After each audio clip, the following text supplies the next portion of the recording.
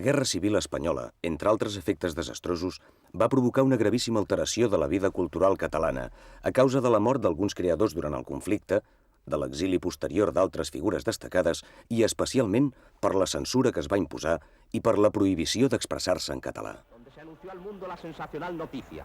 En el día de hoy, cautivo y desarmado el Ejército Rojo, las tropas nacionales han ocupado sus últimos objetivos militares. La guerra ha terminado. Els escriptors que començaven a fer la seva obra durant la primera meitat dels anys 40 van ser els que més en van patir les conseqüències. Aquest és el cas de Manuel de Pedrolo, moltes obres del qual es van editar amb 20 anys de retard i brutalment censurades, però que va mantenir sempre la llibertat creativa.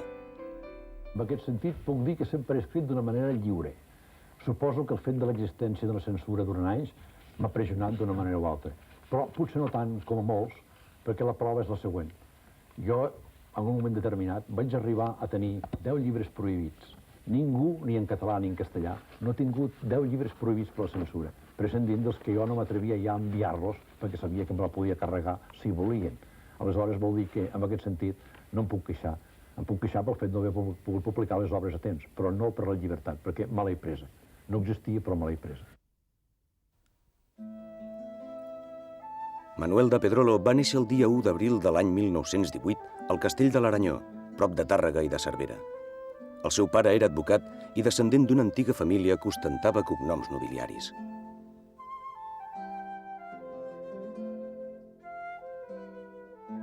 Manuel de Pedrolo era un home singular, i singular va ser el seu naixement i els seus orígens. Era de família noble i va néixer en un castell, el Castell de l'Aranyó, a la Segarra. Era el fill gran del senyor del castell. Va tenir un germà, que es deia Ramon, i la seva mare morí de sobrepart. Amb ell el va criar una tia, una germana de la mare. Li pertocaven usar una rastrellera de cognoms nobiliaris que eren seus, però mai no ho va fer, va mantenir el de, però mai no ho va fer i semblava que més aviat s'avergonyís o que li sabés greu aquest origen que l'apartava, el singularitzava amb una cosa que a ell no li agradava dels altres. Aquesta singularitat també es va fer palesa a l'escola. Malgrat que el seu pare era lliure pensador, els va fer anar amb ell i el seu germà als escolapis. Allí s'hi destacaven per la seva vestimenta, portaven cabells llargs en una època que els nens anaven gairebé rapats i uns vestits, i sobretot sembla que ell parla d'unes gorretes que el preocupaven perquè aquest fet de diferenciar-se dels altres li va proporcionar disgustos i fins i tot humiliacions. Sempre va tenir la voluntat, sembla que potser va voler oblidar aquests orígens potser per aquelles males estones o per una voluntat de no diferenciar-se dels altres. La tardor de 1935, Manuel de Pedrolo ve a Barcelona, ve a examinar-se de dues assignatures de batxillerat que li han quedat penjades, però en comptes d'estudiar es dedica a descobrir la ciutat que el fascina. S'hi perd i descobreix una delícia que no l'abandonarà mai, que és el fet de sentir-se anònim. Sembla que aleshores decideix que s'hi pot viure a Barcelona. Acabada la guerra, Manuel de Pedrolo es casa i ell voldria quedar-se a viure a Barcelona, però després de provar mil i una feines se n'han de tornar a Tàrrega, allà s'instal·la la parella un temps, però finalment tornen a Barcelona, ell hi farà mil i un oficis, dos dels quals seran els que destacaran més perquè són els que han transcendit més i potser també s'han notat en la seva obra. Hi fa d'investigador privat i de traductor. La seva faceta d'investigador privat ell la volia minimitzar i deia que purament feia informes, però el cas és que va fer molts seguiments i hi va haver molta ocasió d'observació.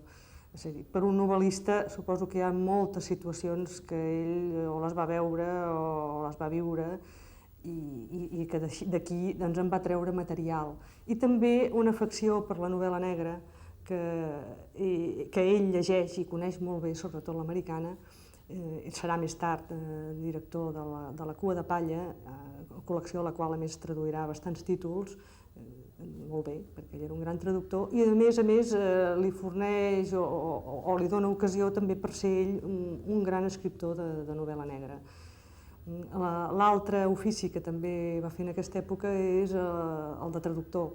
Entra a treballar a l'editorial Albor amb Ferran Canyameres i tradueix sense signar diversos llibres, suposem que no signava perquè eren llibres en castellà per l'època, i en tot cas aprèn que pot ser un bon traductor perquè ha après l'anglès sol, el francès, l'italià i el portuguès els llegeix bé i els pot traduir, i després, més tard, precisament la traducció serà el seu guanyapà, que li permetrà de poder-se dedicar a les tardes a escriure, que és el que realment ell vol fer.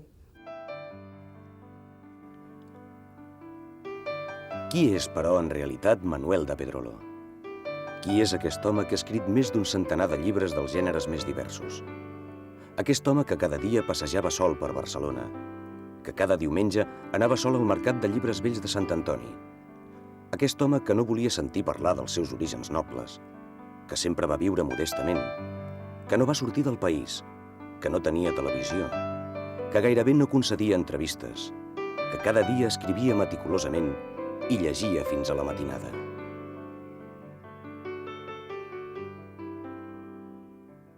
Pedrolo tenia fama de persona esquerpa, de persona no massa sociable, de persona que defugia una mica el contacte amb els altres, però per la meva experiència personal puc dir que amb mi concretament no va ser així.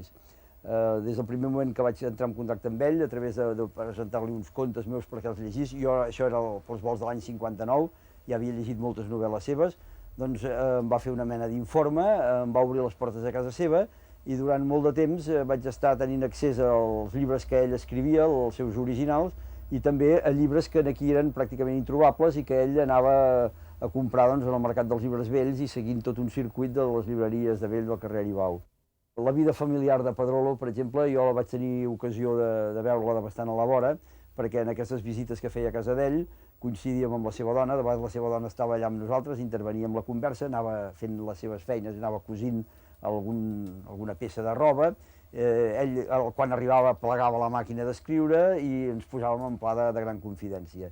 Així vaig dedicar una vegada un conte meu a cavall fort de la seva filla, la Delais, que per cert, ara que Pedrolo quan va morir, vaig tenir accés a un llibre seu que es diu Infant dels grans, que és un llibre inèdit, però i que m'imagino que continuarà sent-ne, perquè la propietària exclusiva és la Delais, que el llibre consisteix en explicar un dia de la vida de la Delais de Pedrolo quan tenia tot plegat 8 mesos.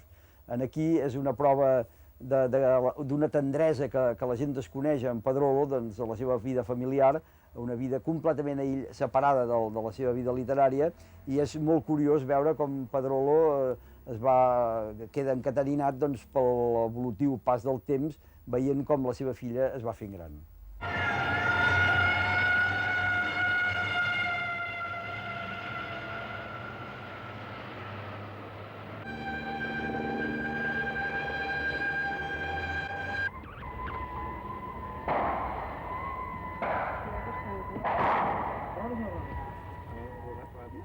Des del punt de vista polític, Pedrolo era un independentista convençut.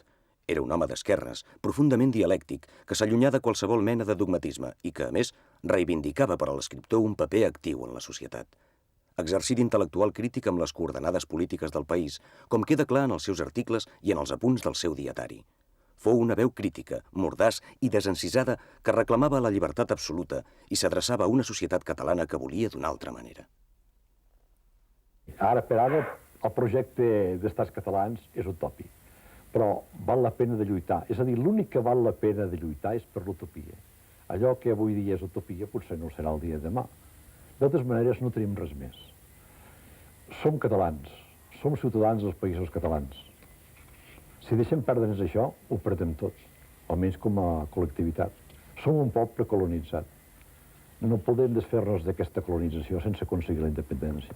I això no és la independència d'una comarca catalana com és Catalunya, d'una comarca catalana com són els països, el País Valencià, o com és les Illes, o com és la Catalunya Nord, sinó de tots aquests països que podrien conviure molt bé perquè tenen la mateixa cultura i tenen el mateix idioma i podrien federar-se d'una manera perfecta, com no es podrien federar mai amb Espanya, perquè en diuen Espanya, que de fet vol dir Castella, que tenen una altra cultura, un altre idioma, i a més un idioma i una cultura tan absorbents, tan egoistes, que els fan nosa els dels altres, i per això ens protegeixen. també Amèrica protegeixin els indis després d'haver-los destruït. Aquesta és la protecció que se nos dona, la protecció que tindrem, i per tant la protecció que ens destruirà si nosaltres no ens valem de nosaltres mateixos i aconseguim d'una manera o altra ser lliures, amics, veïns, solidaris, totes les coses que s'ha de ser no solament amb Castella, sinó amb tots els pobles de tot el món, perquè no hem de ser egoistes ni ens hem de tancar. No crec en fronteres, crec en internacionalismes, però respectant sempre tots els pobles, la seva cultura, la seva llengua, els seus usos, costums, la seva manera de manifestar-se, les seves lleis, tot allò que d'una manera o altra ha bastit el tarannà de la gent i que, per desgràcia, aquí, a l'estat espanyol, Castella, que s'identifica amb Espanya i ens expulsa, per tant, d'Espanya, no ha volgut entendre, no vol entendre, tant si és de dreta com si és d'esquerra, tant si es diu UCD com si es diu Partit Socialista, PSOE. Això és el que sembla intolerable, precisament, de que partits que en principi estan per la llibertat, i llibertat per a tothom, s'entén llibertat amb el sentit d'alliberar els treballadors del seu jou, alliberar les dones del seu jou, perquè hi és, alliberar les races i alliberar també els pobles. Resulta que quan es tracta d'una parcel·la d'aquesta geografia que en diuen Espanya, que no combregui amb la seva cultura perquè en té una altra, que té una altra llengua i per tant no té per què adoptar la seva, aleshores es giren d'esquena i obliden tot allò que és llibertat. Bona nit, amics. Avui no els oferirem, com vostès es pensaven, aquesta nit tanquem, la peça que havíem anunciat. L'obra és aquí, i l'hem estudiada i assajada durant una colla de dies perquè la nostra intenció era de representar-la. Després, però, certs contactes que hem establert i alguns esdeveniments que han tingut lloc darrerament ens han fet veure la conveniència d'aprofitar aquesta ocasió per pronunciar la primera conferència lliure, lliure de debò, que es celebra a l'Istme, des de que ara, fa 15 anys, els caps armats es van apoderar del govern del nostre país amb la col·laboració interessada de l'alta burgesia. Han caigut, doncs, senyors, en una trampa. Una trampa, afegeixo de seguida, de la qual encara són a temps de sortir-ne sans i estalvis. No volem obligar ningú a quedar-se, i en aquest moment les portes són ben obertes perquè puguin sortir, si volen, tots aquells que tinguin por de fer-se còmplices d'un acte subversiu. Vostès tenen la paraula.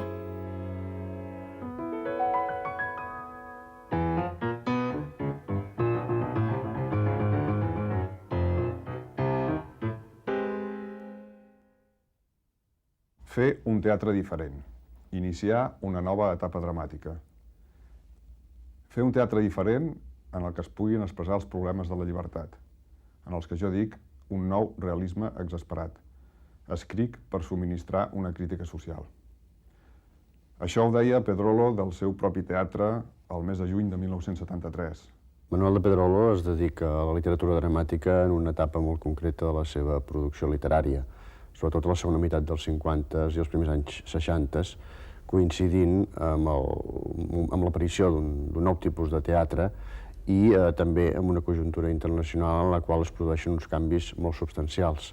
Això produeix que per algunes semblances superficials del seu teatre s'hagi dit que era un autor de teatre de l'absurd. Penso que és tot el contrari, és un autor de la racionalitat duta als seus extrems i que coincideix en alguns aspectes formals i, en definitiva, superficials amb aquest corrent teatral que hi havia aleshores a Europa. Si s'hi va desinteressar, tot i que fins al final de la seva vida hi va mantenir una certa vinculació, va ser per les dificultats de la censura, per les limitades possibilitats d'estrena i pel fet que, en definitiva, el teatre català del moment no va saber-lo incorporar de manera que es convertís en un autor normal de repertori. Molt bé. Veig que han decidit de quedar-se. Potser per simpatia, potser per simple curiositat, potser per gust del risc. No importen els motius. El cas és que són aquí i es disposen a escoltar-me sense que els obligui cap coacció. Miraré de no defraudar-los del tot. Com vostès no ignoren, en el curs dels darrers 15 anys no s'ha celebrat cap acte, per modest i insignificant que sigui, sense el previ vistiplau de l'administració. Ningú, doncs, no ha pogut fer una anàlisi mínimament honesta de la vida del país i de les seves institucions. Ningú no ha pogut denunciar en veu alta les arbitrarietats, les injustícies, la hipocresia, la mala fe, l'engany deliberat d'un sistema que es va imposar per la violència i és mantingut pel terror. La producció dramàtica de Manuel de Pedrolo, sobretot la de l'etapa en què s'hi dedica més intensament, no es pot analitzar ni considerar aïlladament de la seva producció restant. No només la narrativa, sinó també la de la poesia, la de l'assaig, perquè en definitiva Pedrolo està amb tècniques diverses i amb gèneres diversos parlant d'uns mateixos temes i utilitzant uns plantejaments molt semblants. Temes que giren entorn de la problemàtica de l'home d'una manera molt abstracta i general, però que es concreten en el sentit de l'existència, el de la solidaritat, el de la llibertat, el de la necessitat per part de l'home d'afirmar la seva presència contingent en el món amb una eficàcia immediata. Per tant, no és estrany que alguns dels temes que surten en el seu teatre d'aquest moment surtin en la narrativa i que alguna de les seves obres narratives, com podria ser Totes les bèsties de càrrega, de fet serien susceptibles de fer-ne un gran muntatge teatral sobre aquestes condicions de l'home. Sí, aquest cop era un espectacle. Ara, no ho serà sempre. Un dia o altre les coses aniran de debò i l'elecció no serà tan fàcil. Però hauran de fer-la. Pensin-s'hi. I decideixin des d'ara, quan encara tenen temps d'escollir entre el passat i el demà.